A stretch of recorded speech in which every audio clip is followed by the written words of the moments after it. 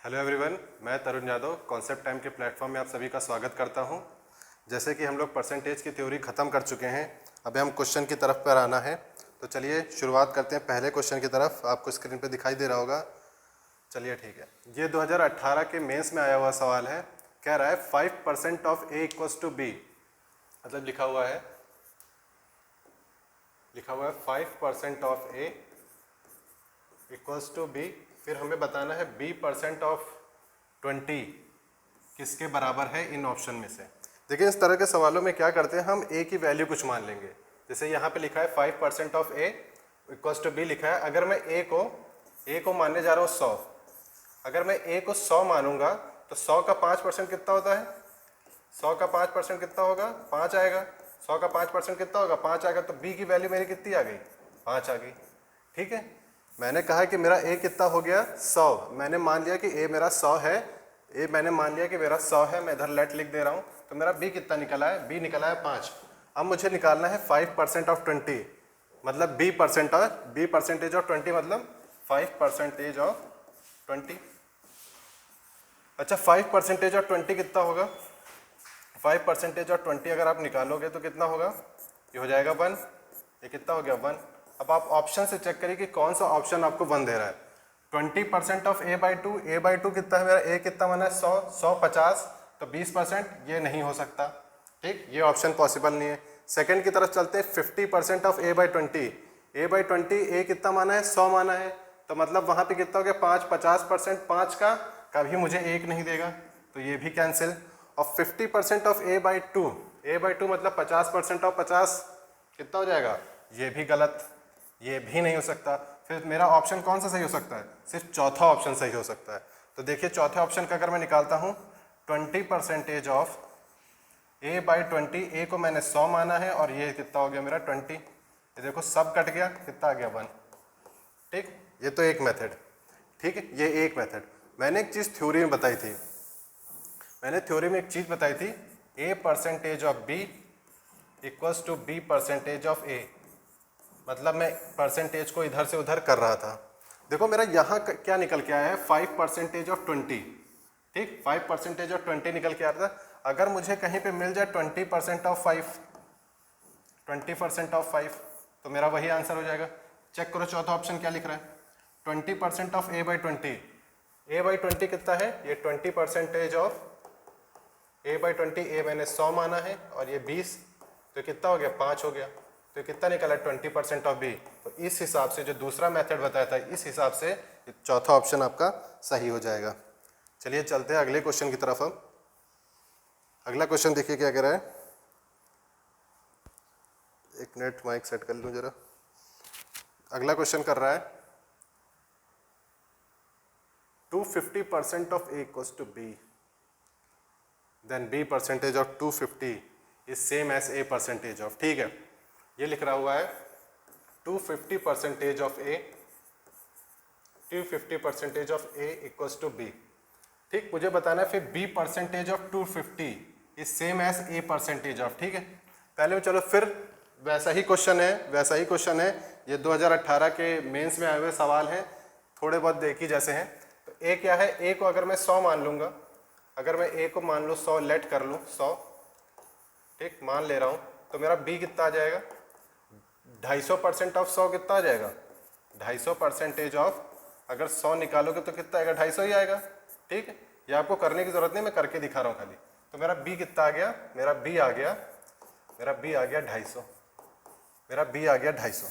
ठीक, अब दूसरा स्टेटमेंट क्या कह रहा है? b% of 250, b% of 250। b मैंने माना कितना है? b% ऑफ 250 बोल रहा है। ठीक, b मेरा आया कितना है? 250। तो 250% ऑफ 250 कितना होगा?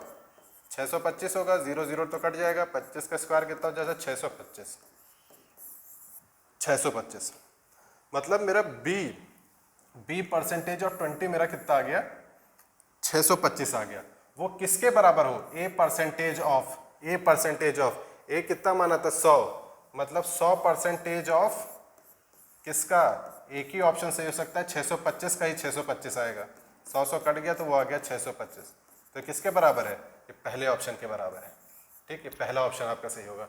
बी, मैं फिर से बता दे रहा हूँ, इस तरह क्वेश्चन में ए को अगर मैं 100 मान लूंगा तो मेरा बी कितना निकल के आ गया, मेरा बी निकल के आ गया 250। फिर दूसरा कह रहा है कि then B percentage of 250, B percentage of 250 निकालना है, और बी हमारा आया कितना है, 250 आया है। तो 250% ऑफ 250 कितना हो जाएगा, 625। और वो किसके बराबर होगा, a percentage of dash dash, मतलब ए परसेंट इसी में से किसी का। तो ए कितना माना था हमने, लेट, तो 100% ऑफ 625 ही क्या होगा हमारा, 625 के बराबर होगा। ये दोनों इक्वल्स टू हो जाएंगे। तो हमारा ऑप्शन कौन सा सही है, पहला ऑप्शन सही है। ठीक है, चलते हैं अगले क्वेश्चन की तरफ। अब लिखा है 0.08% ऑफ 120 ऑफ 50,000। देखिए, अच्छा एक चीज इन क्वेश्चनों में क्या, अगर मैं देखूं तो हर जगह ना मेरे को संख्या अलग अलग लिखी हुई है। अगर मैं बात करूं संख्या की, अगर मैं बात करता हूं संख्या की, तो संख्या मुझे हर जगह अलग अलग दी। एक जगह 213 दी है, 48 दी है, 56 दी है, 76 दी है। ठीक, हर अलग अलग जगह दी है। तो मुझे इसमें जीरो कहाँ पे आएगा, जो परसेंटेज लगा है उससे मुझे कोई मतलब नहीं है, उससे मुझे कोई मतलब नहीं। परसेंटेज अगर जीरो यहाँ पे कोई ऑप्शन 0.48 जैसा होता, या 4.8 जैसा होता, या 5.6 जैसा होता, या 2.13 जैसा दूसरा ऑप्शन कुछ होता, तो मैं सोचता कि चलो हाँ हो सकता है। पर अगर मेरे पास ऐसे ऑप्शन नहीं है, अगर सबकी संख्या अलग अलग ही है, तो इस बारे में मैं क्यों सोचूं। मैं डायरेक्ट सीधे वैल्यू निकालूंगा और अपना आंसर मार करके आगे बढ़ूंगा। ठीक है, अरे माइक कितना दिक्कत कर रहा है। ठीक है, तो चलिए फिर, अगर मेरे को जीरो के बारे में सोचना नहीं है, अगर मेरे को जीरो के बारे में सोचना ही है, तो देखिए कैसे, ये ऑफ का मतलब क्या होता है, इनटू मतलब मल्टीप्लाई ही होता है। ठीक है, तो मुझे सिर्फ अगर मैं संख्याओं को मल्टीप्लाई कर लूँ, 8, 12 और 5, 12 5 60, 6 8 जा 48, मतलब मेरा ऑप्शन सिर्फ बी हो सकता है। मेरा ऑप्शन सिर्फ बी से हो सकता है। मुझे जीरो कहाँ पे आएगा, नहीं आएगा, मुझे उस बारे में कोई टेंशन लेने की जरूरत नहीं है। जब मैं देख रहा हूँ मुझे इनका मल्टीप्लिकेशन अगर मुझे 48 मिल जा रहा है, तो ऑप्शन वो सही होना उसकी मजबूरी है। पर चलिए मैं पांचवा ऑप्शन भी आप लोगों को दे दे रहा हूँ, पांचवा ऑप्शन दे दे रहा हूँ। 4 कुछ भी लिख लो, 4.8 लिख लो, चलो आप सॉल्व कर लो, सॉल्व कर लो कम से कम। ठीक, क्या हो रहा है, ठीक है, सॉल्व कर लो। चलो इसको मैं थोड़ा साइड में कर दूं, अब इसको सॉल्व कर लेते हैं।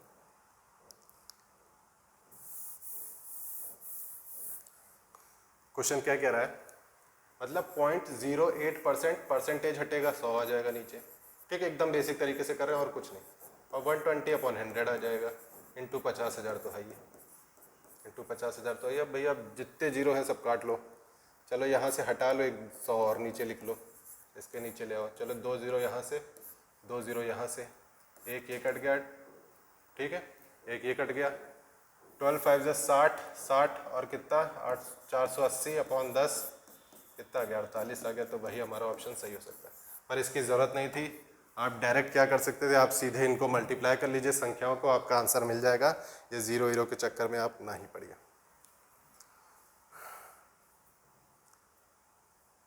ठीक है, लगभग सेम क्वेश्चन, पूरा ही सेम है लगभग। क्या है यहाँ पे थोड़ा सा ही चेंज है।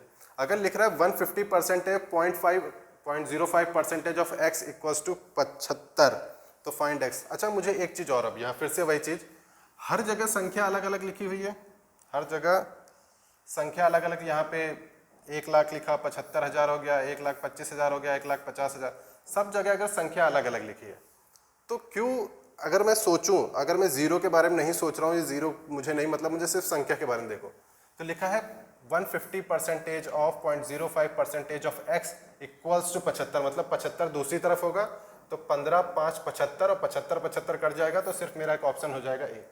और कोई ऑप्शन मेरा पॉसिबल नहीं है। मैंने कुछ सॉल्व नहीं किया है, सिर्फ ऑप्शन के थ्रू जा रहा हूँ, क्योंकि संख्याएं अलग अलग, संख्या एक जैसी होती, एक जगह अगर 1000 लिखा होता तो मैं कुछ सोचता भी, अभी ऐसा तो कुछ लिखा नहीं है, तो मैं डायरेक्ट ऐसे कर देता हूँ। बाकी सॉल्व कर लेते हैं, चलिए, इतना कठिन भी नहीं है कि सॉल्व ना करें। ठीक है, सॉल्व कर लेते हैं। अब लिखा हुआ है 150%, अगर परसेंटेज का साइन हटाओगे नीचे 100 आ जाएगा, 0.05% का साइन हटाओगे फिर 100 नीचे आ जाएगा, ऑफ x इक्वल्स टू 75 आ जाएगा। ठीक, ये करोगे नीचे एक 100 और लिख लो, चलो कोई दिक्कत नहीं। 15 1 0 यहाँ से काट ही लो, 15 5 75 ये पूरा 75 चला गया, x मेरा कितना आ गया,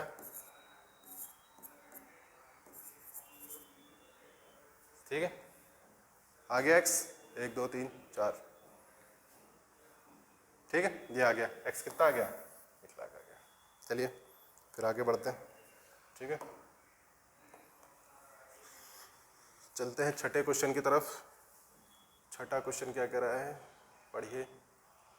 if the income of Ram is 12.5% more than that of Shyam, the income of Shyam is less than that of Ram by. यदि राम की आय श्याम की आय से 12.1/2% अधिक है तो श्याम की आय राम की आय से कितने प्रतिशत कम है। देखो भैया, एक राम है, एक श्याम है, राम और श्याम है, ठीक। कह रहा है जो राम की आय है, राम की आय है श्याम की आय से 12.5% मोर है। 12.5% का रेशियो क्या होता है, पढ़ चुके हम लोग, 1/8, ठीक है। अगर मैं अगर मैं श्याम की इनकम, क्योंकि मोर देन दैट ऑफ श्याम से ना, अगर मैं श्याम की इनकम को 8 मान लूँ, 8 मान लूँ, अगर मैं श्याम की इनकम को 8 मान लेता, अगर मैं श्याम की इनकम को 8 मान लेता हूँ तो 8 का 1/2% ज़्यादा है राम, तो मतलब राम अगर श्याम की 8 है तो 8 का 12.5% कितना होता है, 1 होता है। मतलब अगर श्याम की 8 है तो राम 1 ज़्यादा है, मतलब कितना ज़्यादा है, 9 हो गया, ठीक, ये हो गया। 12.5% का रेशियो क्या होता है, 1/8 होता है, 1/8। कह रहा है राम की आम श्याम की आय से 12.5% अधिक है। अगर मैं श्याम की आय 8 मान लूँ, अगर मैं श्याम की इनकम 8 मान लूँ तो 8 का 12.5% क्या हो जाता है, 12.5% का रेशियो कितना है, 1/8, 8 कट जाएगा, 1 होता है, मतलब 1 ज़्यादा है। मतलब 8 का 12.5% कितना होता है, 1, मतलब राम जो है श्याम की इनकम से 1 ज़्यादा है। मतलब अगर श्याम की 8 है तो राम की कितनी है, 9 है। अब पूछ रहा है श्याम की आय राम की आय से कितना कम है। देखो कितना कम है, 1 कम है। किसकी आय से पूछा गया है, राम की आय से पूछा गया, मतलब 9, राम की आय क्या है, 9। तो इसका रेशियो का, इस रेशियो का क्या होता है, 11/1/9 होता है। परसेंटेज में लिखा जाता है, या तो इंटू 100 करके कर भी लो, वरना ये पढ़ाइए 1/9 किसके बराबर होता है, 11/1/9 परसेंटेज का, ठीक। ये वाला ऑप्शन आपका सही हो गया, पहला मेथड। अब दूसरी तरफ चलते हैं, जो मैंने XY रूल आपको थ्योरी में पढ़ा है, ठीक है, जो मैंने XY वाला रूल आपको थ्योरी में पढ़ाया था। अब मैं इसको हटा रहा हूँ।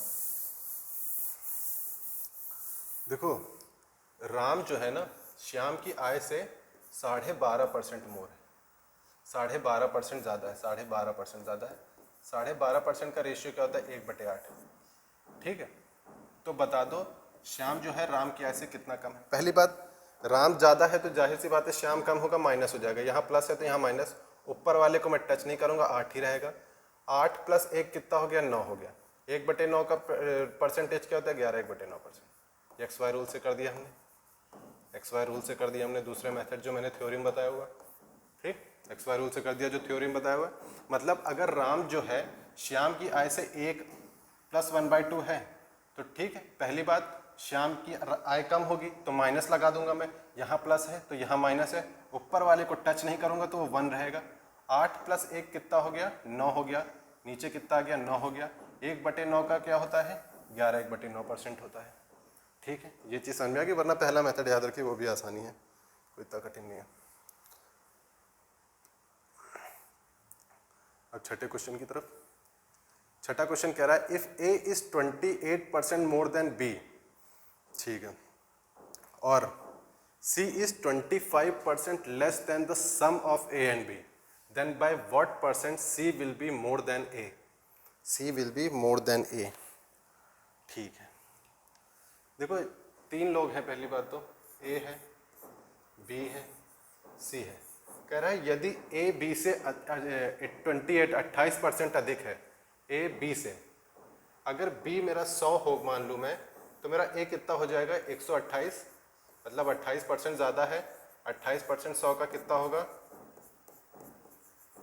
कितना हो जाएगा, 28 ही होगा। तो 28 ज़्यादा है तो मतलब कितना ज़्यादा हो गया, 128 हो गया। अब कह रहे हैं सी लेस है 25% less than sum of A and B. दोनों का सम कितना है ए और बी का, 228, 128 और 100 कितना हो गया, 228 है। इससे कितना कम है, 25% कम है। इसका 25% निकालोगे, इसका 25% निकालोगे 4 आएगा, इसका 25% निकालोगे कितना आएगा, 4 आएगा। ठीक, वो कितना हो गया, ठीक ठीक है, इसका 25% कितना हो गया, ये हो गया। अब कह रहे हैं 25% कम है, मतलब इसका 25% कम मतलब 57 माइनस करके लिखोगे, ये कितना आ गया 1, ठीक है, 7 171, मतलब ये कितना आ गया मेरा 171 आ गया। ठीक, 171 आ गया। ठीक है, 25% कम है, मतलब लिखा हुआ है कि ए जो है बी से 28% ज़्यादा है। अगर बी मेरा 100 मान लूँ मैं, तो मेरा ए कितना हो जाएगा 128, और सी जो है 25% कम है ए और बी के योग से। ठीक है, ए और बी के, हाँ, और लिखा है सी ए और बी के योग से 25% कम है, मतलब इन दोनों का सम कितना हो गया, 228 हो गया। 228 का 25% कितना होता है, 57 होता है। निकाल लो, 4 5 20, 4 7 25% कम है, मतलब 75 कम है, मतलब कितना हो गया 171। ठीक, ये लिख सकते हो।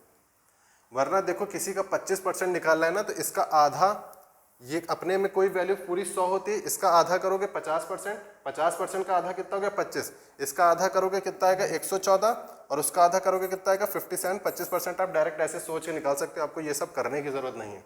ठीक, तो चलो मेरा सी कितना आ गया, 171 आ गया। अब बताना है कि by what percent C is more than A, C A से कितना ज़्यादा है, सी ए से कितना ज़्यादा है, देख लो भाई कितना ज़्यादा है, 41 तो 43, ये कितना ज़्यादा है, ये ज़्यादा है, 43 ज़्यादा है, 43 ज़्यादा है। ठीक है, किससे निकालना है, ए से निकालना है, तो सी ए से कितना अधिक प्रतिशत अधिक है, ए से निकालना है, तो ए कितना है 128, बेस में कितना रहेगा, आधार कितना रहेगा 128। अब मुझे बताना है इनमें से कौन सी वैल्यू है, अब इनमें मुझे बताना है एक कौन सी वैल्यू है, बताओ कैलकुलेशन कैसे करोगे। देखो एक चीज़ देखो, आपने 1/3 पढ़ा है, 1/3 कितना होता है, 33.33% होता है, 33.33% होता है। ठीक है, 33.33। अगर मैं इसको मल्टीप्लाई, इसको मैं अगर 3 बनाऊं, अगर यहाँ पे 129 होता तो ये 1/3 होता, पर उससे कम है, उससे कम है, उससे कम है। एक चीज़ मुझे बताना, अगर मैं लिखता हूँ 1/5, वो कितना होता है 20% होता है, और 1/4 अगर मैं लिखता हूँ 25% होता है। मतलब एक चीज़ देखना, जब बेस में छोटी वैल्यू होती है ना, तो वो ये बड़ा हो जाता है। ठीक, अगर बेस में छोटी वैल्यू रहती है तो ये बड़ा होता है। जैसे यहाँ पे क्या है, बेस में 5 है तो ये 20 है, पर अगर वहीं बेस पे 4 आ गया तो परसेंटेज मेरा बढ़ गया, मतलब 25 बढ़ गया। तो अब यहाँ पे देखना, अगर मेरा यहाँ 129 होता, 128 की जगह 129 होता, तो मेरा आंसर ये हो जाता 33.33। पर यहाँ क्या है, यहाँ पे 129 से कम है, और बेस में जब अगर कम हो जाता है तो परसेंटेज मेरा बढ़ जाता है। जब मेरा परसेंटेज बढ़ जाएगा तो 33.3 से ज़्यादा हो जाएगा। 33.3% से ज़्यादा कौन सा है मेरा, सिर्फ एक है, एक है।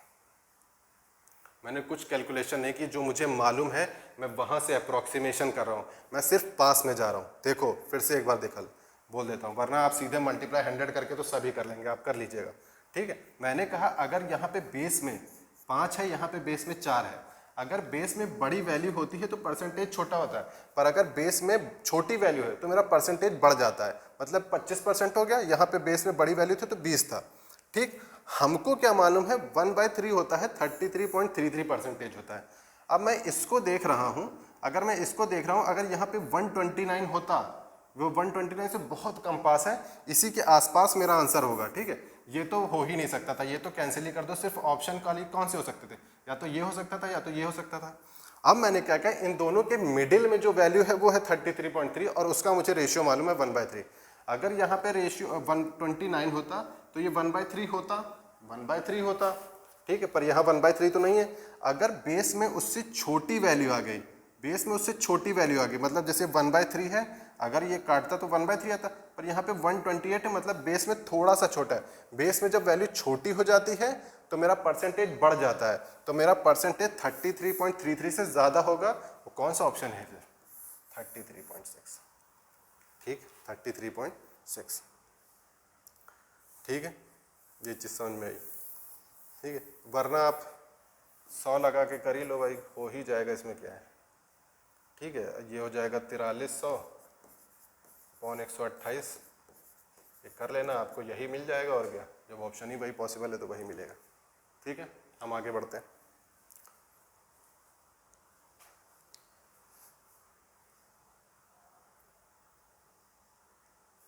लिखा है व्हेन अ नंबर, जब कोई संख्या 24 से बढ़ जाती है, 24 से बढ़ जाती है, तब वह 110% हो जाती है। वो क्या हो जाती है? 110% हो जाती है।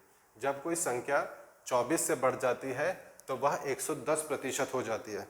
ठीक है, पिछले क्वेश्चन में आपने कुछ नया सीखा, बाकी 100 से देखिए, 100 से करना होगा ना, आप कर ही लोगे। ये ऑप्शन आपको क्या, आपको फिर सॉल्व ही करना है, आपके पास कोई ऑप्शन नहीं, आपको सॉल्व करना है।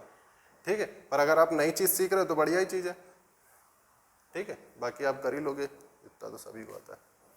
When a number is increased by 24, it becomes 110% of itself. What is the number? पहले बेसिक ही देख लेते हैं। अगर कोई नंबर मैं मान लेता हूँ x, लेट नंबर मान लेता हूँ मैं x, अगर कोई वैल्यू नंबर 24 से बढ़ जाता है तो वो कितना हो जाता है? वो हो जाता है 110% हो जाता है। 110% हो जाता है, मतलब 1% का साइन हटेगा, नीचे 100 आ जाएगा। x अब एक तरफ ले आओ तो x हो जाएगा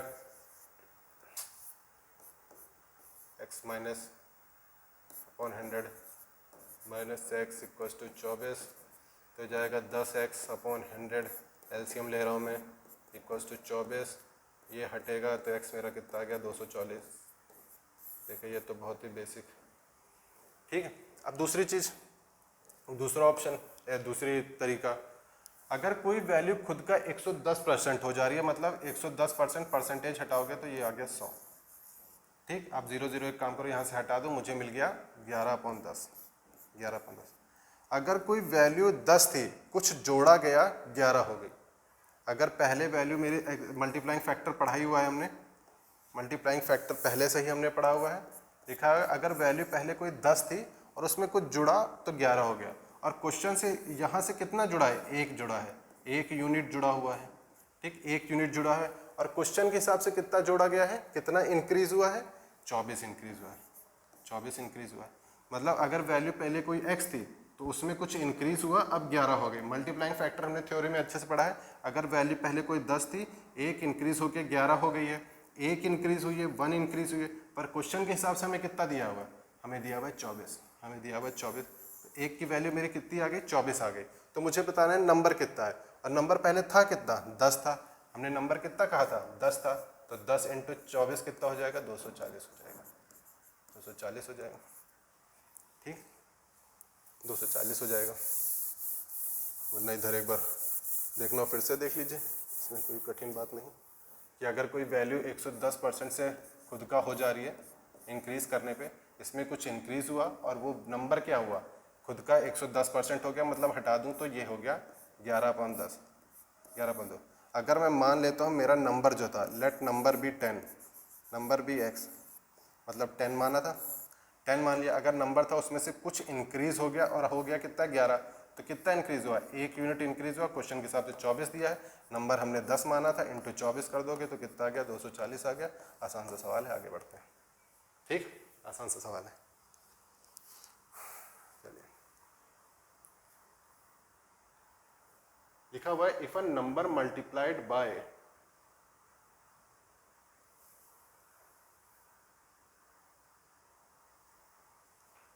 क्या लिखा हुआ है? यदि किसी संख्या को उसके 25% से गुणा किया जाता है तो मिलने वाली संख्या उस संख्या के 20% अधिक हो जाती है, 200% अधिक हो जाती है, सॉरी। कि लिखा है यदि किसी संख्या को उसके 25% से गुणा करने पर मिलने वाली संख्या उस संख्या से 200% अधिक हो तो वह संख्या क्या है? ठीक है, चलो मैं मान लेता हूँ number, let number be x, मैं मान लेता हूँ कि नंबर कोई भी है, वो है x है, ठीक है, x है, और वो किससे मल्टीप्लाई हो रहा है, इसके 25% से। इसका 25% क्या, 25% या 25%, इसका 25% मानोगे, 25% ऑफ एक्स कितना होता है, 4 आ जाएगा, तो कितना आ गया x/4। वरना 25% का आप रेशियो जानते हैं कितना होता है, 25% का आप रेशियो ही जानते हो कि पहला वीडियो में पढ़ ही चुके हैं, 1/4 होता है। अगर नंबर x था तो उसका 25% कितना हो जाएगा, x/4 हो जाएगा, और वो उसके गुणा करने पर मिलने वाली संख्या जो है वो है 200% अधिक, मोर देन द नंबर, 200% ज़्यादा। 200% ज़्यादा मतलब 200% हटाओगे 100, ठीक है। मतलब अगर वैल्यू पहले x थी, अगर वैल्यू पहले x मानी थी हमने, तो अब मेरी वैल्यू 2 बढ़ गई है, 2x बढ़ गई है, तो मतलब हो कितनी गई है, 3x हो गई है, ठीक, 3x हो गई है, ठीक है, 3x हो गई है। वरना अगर आपको 3x समझ में नहीं आ रहा, आप बिल्कुल ही बेसिक में जाना चाहते हो, तो देखो कोई वैल्यू थी x, ठीक है, 200% बढ़ गई है, मतलब 200/100 बढ़ गई है, तो ये हो गया 10, तो ये 2 + 3 कितना आ जाएगा, 3x आ जाएगा, ठीक, ऐसे समझ सकते हो, कोई दिक्कत नहीं है। वरना आप सीधे निकालिए, मल्टीप्लाइंग फैक्टर डेसिमल वाला पढ़ा था, कोई वैल्यू अगर 200% बढ़ जा रही है तो मतलब 3 गुना हो जा रही है, ठीक है, बढ़ जा रही है तो 3 गुना होगी। चलो अब कर लो भाई, एक एक्स काट लो, x मेरा कितना आ गया, 3 4 12, ठीक, x मेरा कितना आ गया, 3 4 12, 12 आ गया, ठीक, आगे बढ़ते हैं।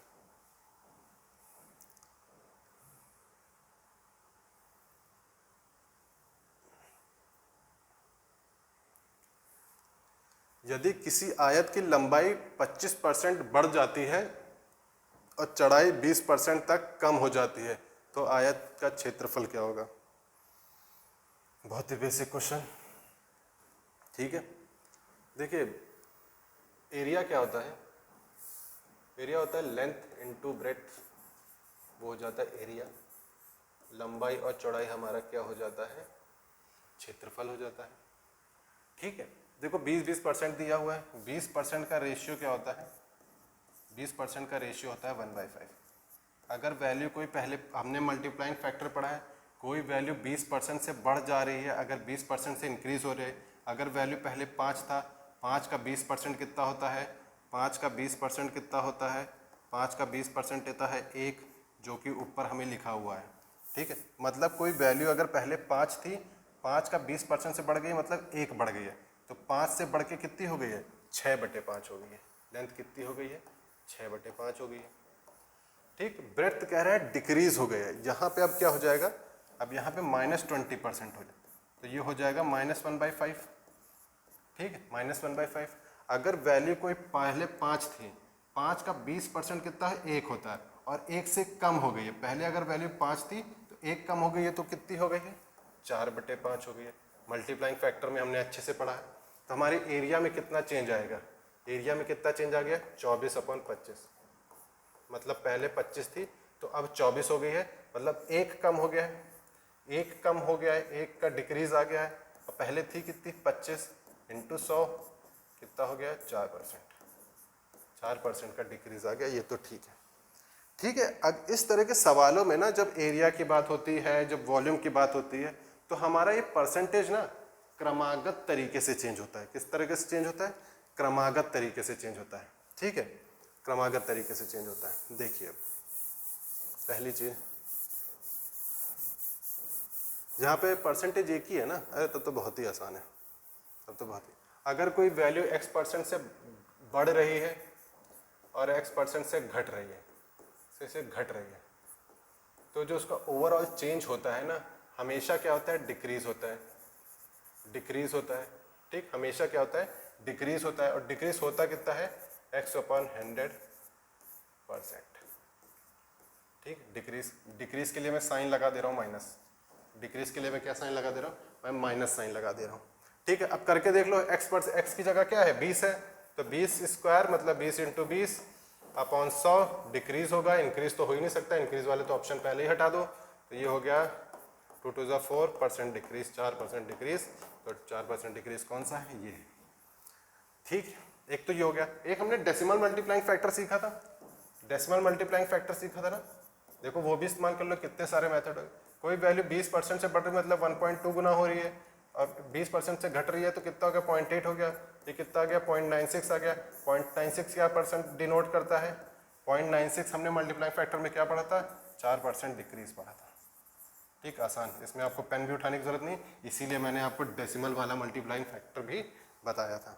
ठीक, चलिए अब आगे बढ़ते हैं।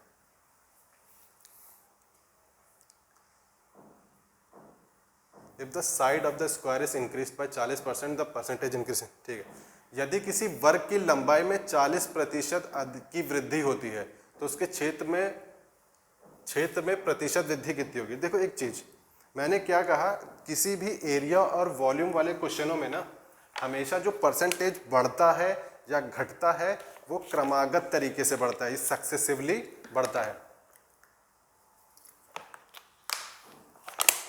सक्सेसिवली मैंने पढ़ाया, पर एक बार फिर से थोड़ा एक चीज बता दे रहा हूं कि अगर 2 बार बढ़ रहा है, जैसे बढ़ रहा है, मैं पहले अभी 10% लेके समझा रहा हूँ जो मैंने थ्योरी में पढ़ाया था।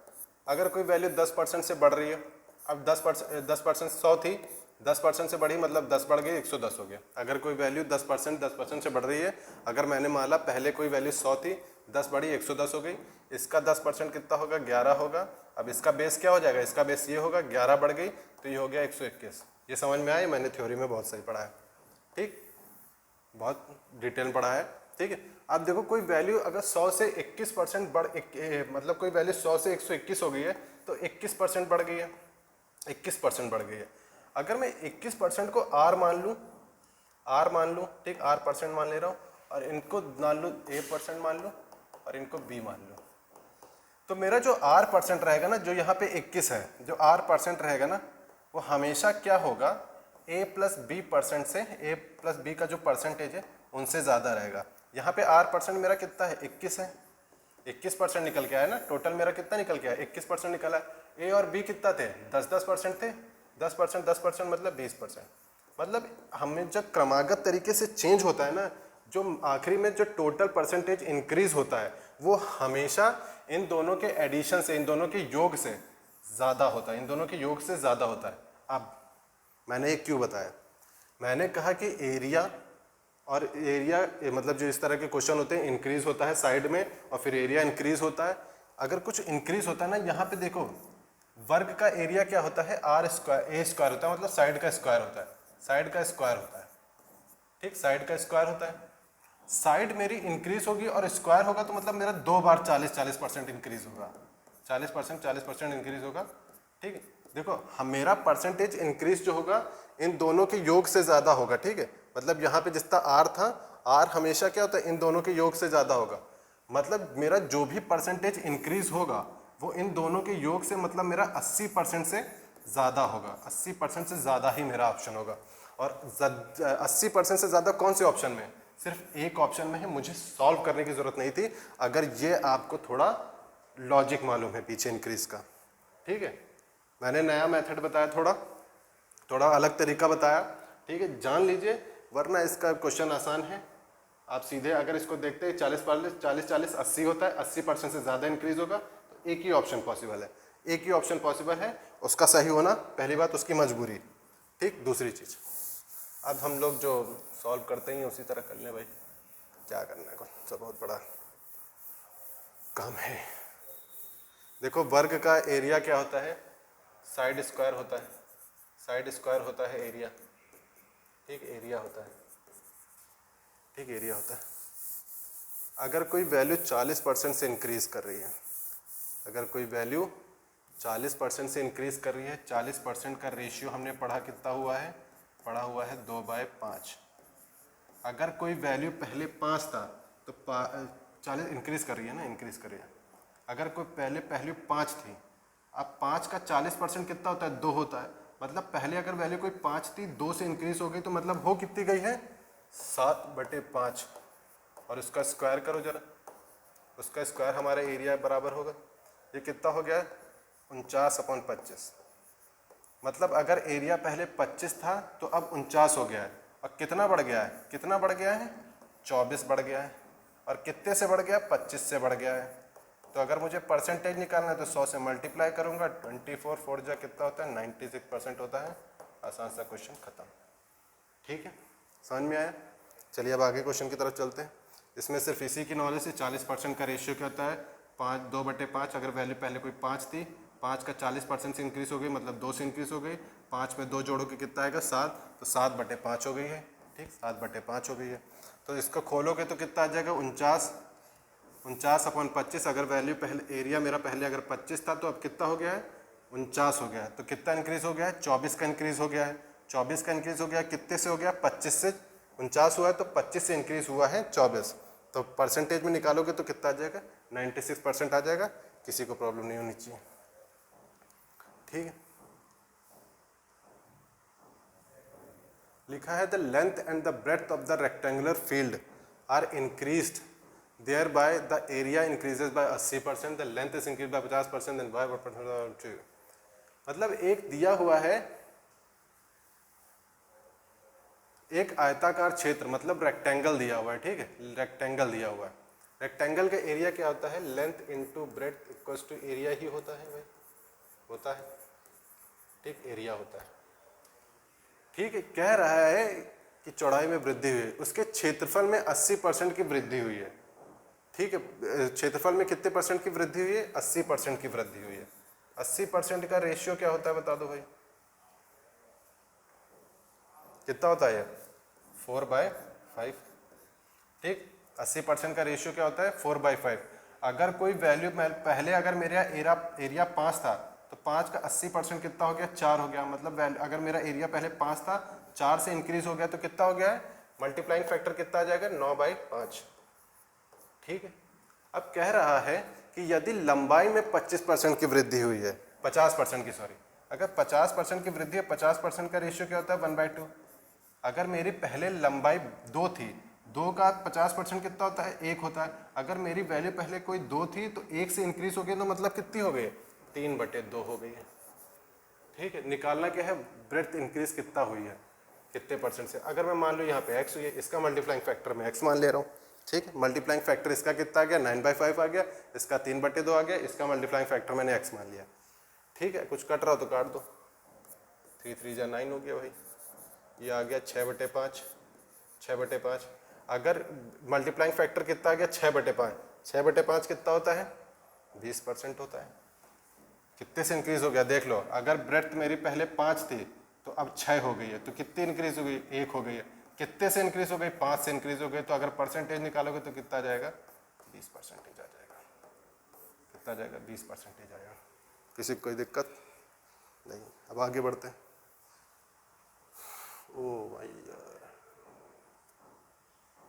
लिखा है the radius and the height of the cylinder are increased by 12% and 17% respectively, find the percentage increase in its volume. ठीक है, ऑप्शन 40 12 12 कितना होता है, 24 होता है, 24 और 17, 41% से ज़्यादा होगा। 41% से ज़्यादा होगा तो मेरा एक ही ऑप्शन सही है।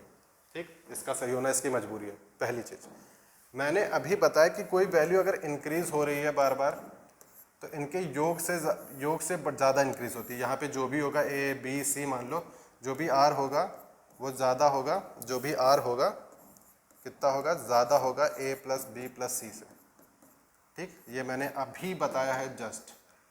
ठीक, देखिए क्वेश्चन में किस तरह चेंज, मैंने क्या किया, ये वॉल्यूम वाले क्वेश्चंस, एरिया वाले क्वेश्चन में, इसमें जो परसेंटेज चेंज होता है, जो प्रतिशत बदलाव होता है, वो हमेशा क्रमागत तरीके से होता है, सक्सेसिवली होता है। कोई वैल्यू जैसे अब लिखा हुआ है, वॉल्यूम क्या होता है सिलेंडर का, वॉल्यूम क्या होता है सिलेंडर का, बेलन का वॉल्यूम क्या होता है, r², देखो πr²h। ठीक, इसको कांस्टेंट है तो ये प्रतिशत में कोई बदलाव नहीं लगेगा, इसको इग्नोर मार दो। ठीक, अब यहाँ पे क्या लिखा हुआ है, r², मतलब कोई वैल्यू पहले r² मतलब 12% से बढ़ी। ठीक है, तो फिर क्या लिख रहा है, अगर कोई वैल्यू पहले 12% से बढ़ी, 12% से बढ़ी, एरिया का स्क्वायर है तो मतलब 12 2 बार बढ़ा है और फिर 17 बार बढ़ा है। ठीक है, अब देख लो इन सब का योग कर लो जरा, कितना जा रहा है, कितना जरा बता दो, 24 41 आ रहा है क्या, 41 आ रहा है। मतलब अगर मैं इसको a मान ले रहा हूँ, b मान ले रहा हूँ, c मान ले रहा हूँ, तो मेरा a प्लस बी प्लस सी कितना आ गया, ये आ गया 41%। मतलब मेरा जो टोटल चेंज होगा ना, अगर मैं मान ले रहा हूँ r%, वो हमेशा मेरा 41% से ज़्यादा होगा, हमेशा 41% से ज़्यादा होगा। 41% से ज़्यादा कौन सा ऑप्शन है, एक ही ऑप्शन है, उसका सही होना उसकी मजबूरी है भाई, ठीक है। वरना आप देखना बेलन की बात कर गई है, और परसेंटेज भी ऐसे नहीं है कि कट जाए, ऐसे भी नहीं है कि कट जाए, मल्टीप्लाइंग फैक्टर कटेंगे भी नहीं। तो देखिए कितना टफ हो रहा है आगे, कितना कॉम्प्लेक्स हो जाएगा अभी क्वेश्चन, अगर आपको ये चीज़ नहीं मालूम हुई तो। देखिए बेलन का कितना है, r²/100, कोई वैल्यू 12% से बढ़ जा रही है, 12% का रेशियो कितना होता है भाई, कितना होता है, 3/25, 3/25 होता है। अगर मेरा एरिया पहले 25 था, तो 25 का 12% कितना होता है, 3 होता है। मतलब अगर मेरी पहले कोई 25 थी, 3 से बढ़ गई, मतलब 28/25 हो गई। मेरा रेडियस की जगह मैं क्या लिख दूंगा, 28/25 का होल स्क्वायर। ये लो, मैं इसको स्क्वायर ऐसे ही लिख दे रहा हूँ, 2 बार कौन करेगा, ठीक, 28/25 r²h। और हाइट कितने से बढ़ रही है, 17% से बढ़ रही है। 17 तो पहली बात तो वही है, तो ये हो गया 17/100। अगर वैल्यू पहले मेरी कोई 100 थी, तो 100 का 17% कितना, 17, तो मतलब कितना हो गया है मल्टीप्लाइंग फैक्टर, ये हो गया 117/100, 117/100। अगर वैल्यू पहले कोई 17 थी, 100 थी, और 17% से इंक्रीज हो गई है, मतलब 17 इंक्रीज हो गई है, पहले 100 थी, 17 से इंक्रीज हो गई, तो कितना मल्टीप्लाइंग फैक्टर हो गया, 117/10, ठीक है। मल्टीप्लाइंग फैक्टर मैंने परसेंटेज के थ्योरी में अच्छे से बताया, उसको देख लीजिए जाके, अगर जिसको परसेंटेज मल्टीप्लाइंग फैक्टर के बारे में मालूम ना। अब देखो कितना कॉम्प्लेक्स हो गया, परसेंटेज निकालने में हालत ख़राब होगी। देखो पहले काट लो भाई, ठीक है, ये यहाँ पे 50 आ गया, स्क्वायर निकाल लेंगे, चलो हम, ये हो गया 25, ठीक है। यहाँ पे 14 कितना हो जाएगा, 196 इंटू 117, यहाँ 25 का क्यूब कितना होता है, 15625, ठीक है, ठीक है। देख रहे हो आप कितना कॉम्प्लेक्स हो रहा है। अब इसको मल्टीप्लाई करो जरा, इसको मल्टीप्लाई करोगे, इसको मल्टीप्लाई करना कठिन काम। देखो मैं 196 को लिख लूँगा मैं 200 - 4 इंटू 117, तो 200 इंटू 117 कितना हो गया, 234, 23400, और 4 इंटू 117 कितना हो गया, 468। मैं माइनस करूँगा तो मेरा कितना आ जाएगा, 2 3 9 2 2 22932, मतलब मेरी वैल्यू आ गई 22932, और पहले क्या 15625। तो मेरे वॉल्यूम में कितना चेंज आ गया है, अगर मेरा वॉल्यूम पहले 15625 था, तो अब कितना हो गया, 22932 हो गया। लो भाई आफत, ठीक। अब देखो कितना भाई ज़्यादा है, तो कितना बढ़ गया है, कितना बढ़ गया है, देखो ये तो यहाँ पे 2, अगर मैं 20,000 से कंपेयर करता हूँ, तो ये तो यहाँ पे 2932 तो पहले ही है, 2932 तो पहले ही है, ठीक। और यहाँ से कितना आ जा रहा है, 20,000 से कितना कम है ये, 20,000 से 375, तो ये हो गया 4,375, ये हो गया 4,375, जो हो गया 10 सॉरी, कितना गया, 5,375 था ना, ये 7 3 10, यहाँ पे 9, यहाँ पे कितना गया, 9 10 13 4 3 7, 7309। मतलब मेरा एरिया कितना इंक्रीज हो गया है, मेरा इंक्रीज हो गया है 7309, और कितने से इंक्रीज हुआ है, 15625। अब लो एक और कैलकुलेशन करो, ये क्वेश्चन पेपर में आया हुआ है, और कितना कॉम्प्लेक्स बन रहा है देख लीजिए, अगर आपको ये नॉलेज नहीं थी कि सीधे हो गया, ठीक है, सीधे हो गया। अब देखो पहली चीज, अगर मैं इसका 10% निकालूंगा, 10% का रेशियो क्या होता है, 1/10, 10% निकालूंगा तो 15625 होगा, और अगर 40% निकालना तो इंटू 4 कर दूंगा, तो यह हुआ 40। अगर इसको करोगे तो कितना आ जाएगा, ये हो जाएगा 6,000, ठीक है, ये हो गया। अब फिर 240, 4 2 8, ये 2 10 5,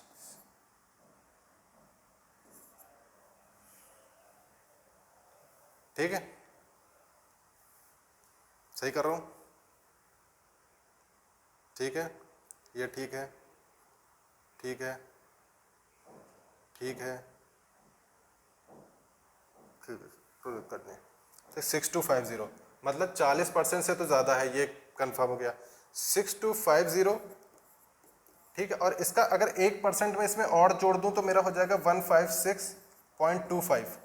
तब भी देखो क्या हो रहा है, ये हो रहा है 25, तो यहाँ पे आ गया 6, कितना हो गया, ये हो गया 2 3 4, ठीक है। तब भी मेरा जो है 7000 नहीं पहुंच रहा है, मतलब मेरा जो भी आंसर है ना वो 41% से ज़्यादा है। 41% से ज़्यादा क्या है, एक ही ऑप्शन है। मैं अप्रॉक्सीमेट कर रहा था, मैं एग्जैक्ट वैल्यू नहीं निकाल रहा हूँ। एग्जैक्ट वैल्यू आप निकालने में जा रहे हो, कितना खतरनाक है एग्जैक्ट वैल्यू निकालना, कितना खतरनाक है आप खुद जान रहे हो। तो इसमें एग्जैक्ट वैल्यू निकालने की तो ज़रूरत नहीं है। सबसे अच्छा मेथड था कि कोई वैल्यू 12%, 17% से इंक्रीज हो रही है तो इन तीनों के योग से ज़्यादा इंक्रीज होगी, इन तीनों के योग से ज़्यादा इंक्रीज होगी। तो हमेशा मेरा इन तीनों का योग क्या आएगा, 12 12 का 24, 24 17 41, तो 41% से ज़्यादा होगा। 41% का सिर्फ एक ही ऑप्शन करेक्ट हो सकता है, ए, और उसका सही होना उसकी मजबूरी है। ठीक है, ये क्वेश्चन कैलकुलेटिव था, बिल्कुल कैलकुलेटिव था, ये कहूँगा मैं। क्वेश्चन आसान नहीं था तब, मतलब कठिन नहीं था, पर कैलकुलेशन इसमें अच्छी खासी थी, क्योंकि यहाँ पे जो परसेंटेज है ना, परसेंटेज हैं वो थोड़े कॉम्प्लेक्स हैं, वो कोई बेसिक परसेंटेज नहीं है जो हमेशा एसएससी में पूछे जाते हैं। ठीक है, तो इसलिए थोड़ा टफ था। इसमें अप्रॉक्सीमेशन का यूज़ करिए, क्योंकि आप देख रहे हो ना, आपके पास 2 घंटे का टाइम होगा। अगर मेंस की बात करूँ, प्री की बात करूँ तो 1 ही घंटे का। उसमें से आप अगर पूरा कैलकुलेशन करने लग गए, अगर पूरा कैलकुलेशन करने लग गए तो आपकी हालत खराब, आपकी हालत खराब। आप फिर क्या करोगे, आप 20 मिनट में एक क्वेश्चन करोगे तो उसका कोई फ़ायदा नहीं है। इसलिए अप्रॉक्सीमेट करना आज के 2017 के बाद से, जब से कैलकुलेटिव पेपर आने लगा, मस्ट है। आपको अप्रॉक्सीमेट करना ज़रूर से ज़रूर आना चाहिए। एक छात्र ने 5/4 के बजाय एक संख्या को 4/5 से गुणा कर दिया, गणना में प्रतिशत त्रुटि क्या है। मतलब एक छात्र है, उसको करना किससे था, 5/4 से मल्टीप्लाई करना था, तो ये सही वाला मान ले रहा हूँ। ठीक, मैं सही वाला है उसके आगे टिक लगा दे रहा हूँ। और उसने गलती से मल्टीप्लाई किससे कर दिया है, 4/5। उसने गलती से मल्टीप्लाई किससे कर दिया है, 4/5। ठीक, 4/5 से कर दिया है। तो उसकी कैलकुलेशन में जो अंतर आया है, परसेंटेज एरर इन कैलकुलेशन, मतलब जो परसेंटेज में उसने कैलकुलेट किया है उसमें जो अंतर आया है उसको बताना है। ठीक, वो क्या है वो बताना है। तो देखो एक काम करता हूँ, मैं कोई नंबर मान लेता हूँ। ठीक, और वो कोई नंबर मान लेता हूँ। मैं नंबर क्या मानूंगा, मैं नीचे जो फ्रैक्शन में 5 लिखा हुआ है, यहाँ 4 लिखा है, इसका एलसीएम मान लूंगा। इसका एलसीएम कितना होगा, 20। वो नंबर मैं मान ले रहा हूँ 20, तो इधर मल्टीप्लाई कर दूंगा 20 से, इधर भी मल्टीप्लाई कर दूंगा 20 से। उस नंबर को मैंने मान लिया 20, उस नंबर 20 को उसको मल्टीप्लाई किससे करना था, 5/4 से, पर उसने गलती से किससे कर दिया, 4/5 से। तो अब करो जरा, 16 और आ गया 25। देखो तो कितनी त्रुटि आई, उसकी सही कैलकुलेशन में उसका 25 आना चाहिए था, तो उसने कैलकुलेशन गलत कर दी तो 16 आ गया। तो कितना अंतर आ गया, कितना चेंज आ गया, बता दो कितना चेंज आ गया है। ठीक, 9 का चेंज आ गया। और बेस में क्या रखोगे, आधार में क्या रखोगे, जो सही वाला होगा, जो सही वाला होगा। परसेंटेज एरर इन कैलकुलेशन हमेशा जो सही होगा वो रखा जाएगा।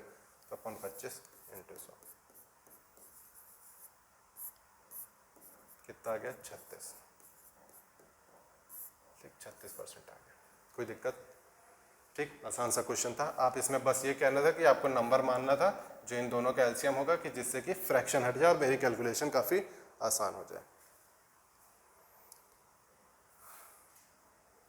लिखा है the number of employees working in a farm is increased by 25%, the wages per head decreased by 25%, then the result in, जो भी है। ठीक, पहले इंक्रीज हो रहा है तो यहाँ पे x²/100 वाला भी काम आ जाएगा।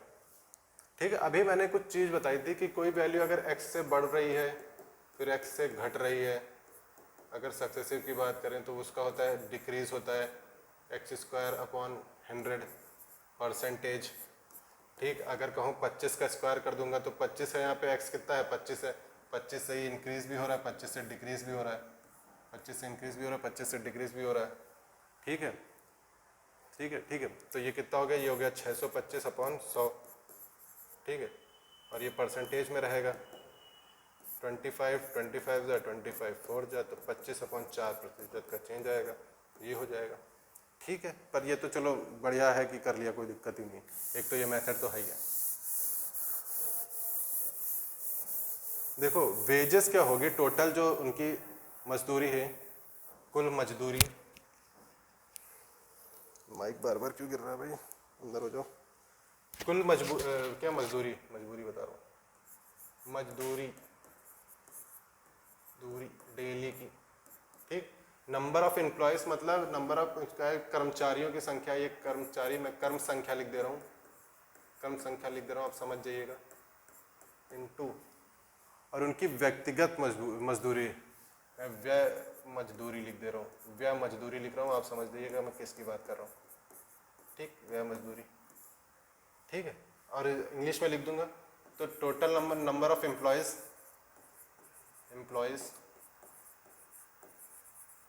इनटू पर वेजेस, ये हो गया टोटल वेज TW से लिख दे रहा हूँ मैं, ठीक है। 25% का इंक्रीज आ गया, अगर कोई 25% का इंक्रीज आया पहले, तो 25% का रेशियो क्या होता है, 1/4 होता है, सॉरी 1/4 होता है।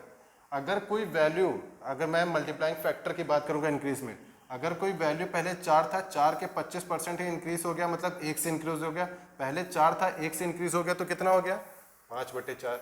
संख्या कितने से इंक्रीज हो गई है, एक खेत में काम करने वाले कर्मचारियों की संख्या किससे चेंज हुई है, 25% की वृद्धि हुई है, 25% की वृद्धि हो जाती है। उनकी व्यक्तिगत मजदूरी में 25% की कमी हुई है। व्यक्तिगत मजदूरी में क्या हुआ, 25% की जो यहाँ कमी आ गई है। पहले अगर 4 थी तो 4 का 25% कितना, 1, मतलब पहले 4 थी तो 1 की कमी आ गई है, तो कितनी कमी हो गई है, हो गया है 3/4, तो कितना 5×15/16, ठीक, ये चीज़ समझ में आई। तो देखो डिक्रीज हुआ है टोटल वेज में, अगर पहले 16 थी तो अब 15 हो गई है, कितने से डिक्रीज हो गई है, 1 से डिक्रीज हो गई है, 1 से डिक्रीज हो गई है, तो अब पहले थी कितनी 16 थी, तो 100 पे निकालोगे तो 4/25, तो ये कितना हो गया 25/4। और वाला मेथड था, इसमें ज़्यादा सोचने की ज़रूरत नहीं थी, वो डायरेक्ट उससे हो जाता। आगे बढ़ते हैं, लिखा हुआ है चीनी की कीमत में 20% की वृद्धि हुई है, नतीजतन एक परिवार में इसकी खपत 25% तक घट जाती है, चीनी पर परिवार का खर्च कितना कम हो जाएगा।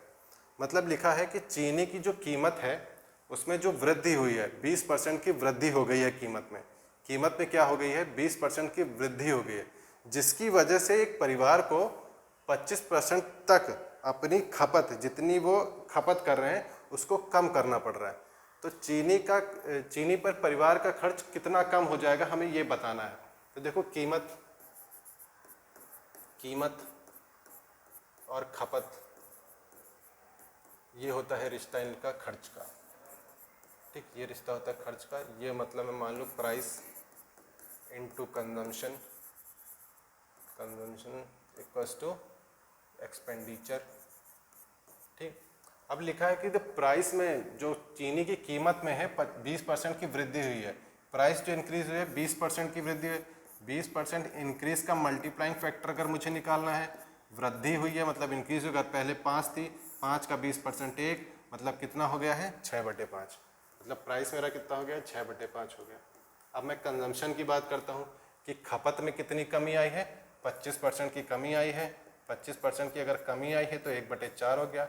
इसका मल्टीप्लाइंग फैक्टर क्या होगा, डिक्रीज में 4 था, 4 का 25% कितना हो गया 1, अगर कोई उसकी खपत पहले 4 थी, 1 से डिक्रीज हो गई है, तो कितनी हो गई है 3/4, तो कितनी हो गई 6 3 जा 18 और 5 चौको 20, 5 चौको 20।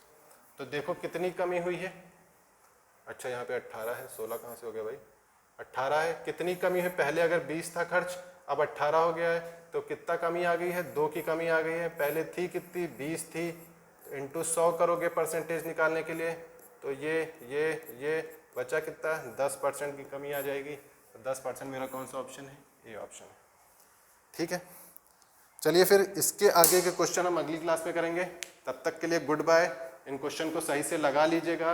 अगर आपको मल्टीप्लाइंग फैक्टर में अगर दिक्कत हो रही हो तो पहले आप जाके परसेंटेज के थ्योरी वाले वीडियो देख लीजिए, उसके बाद इन वीडियो को देखिएगा तो आपको बेहतर तरीके से समझ में आएगा।